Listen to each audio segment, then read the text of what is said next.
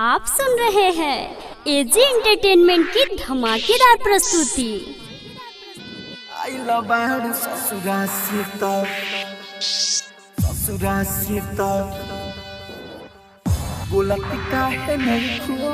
मुरती खाने बैठल बाड़ू, मुरती खाने बैठल बाड़ू, मुरती खाने बैठल बाड़ू, डोलत काहे नइखू आइल बाड़ू ससुरा से त बोलत काहे नइखू आइल बाड़ू ससुरा से त बोलत काहे नइखू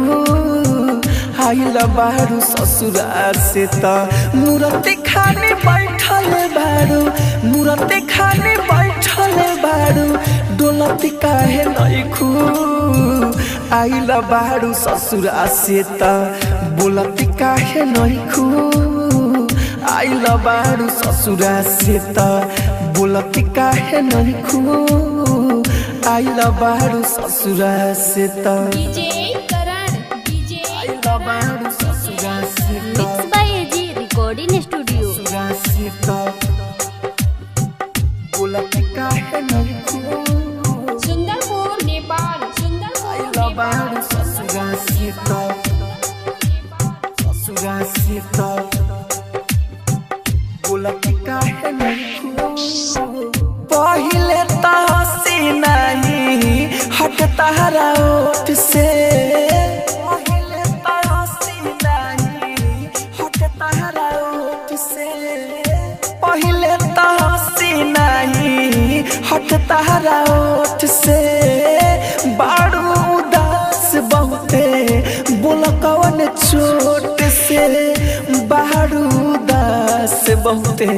बोल कौन चोट से, अब के बारी हमसे झोलत काहे नइखू आइल बाड़ू ससुरा से त बोलत काहे नइखू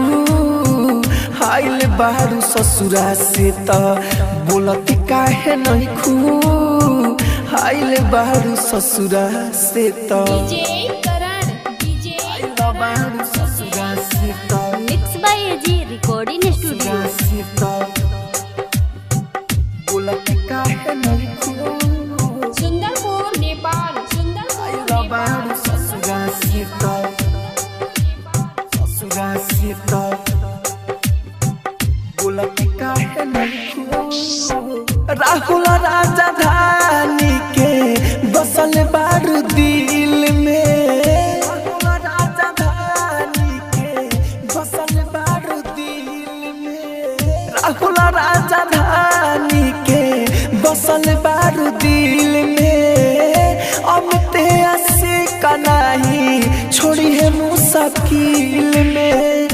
अमित आशिक नहीं छोड़ी है मुश्किल में, जियत जी हमर जाएम बोलत काहे नइखू आइल बाड़ू ससुरा से त बोलत काहे नइखू आइल बाड़ू ससुरा से त बोलत काहे नइखू आइल बाड़ू ससुरा से त एजी रिकॉर्डिंग स्टूडियो रोशनपुर सपहा।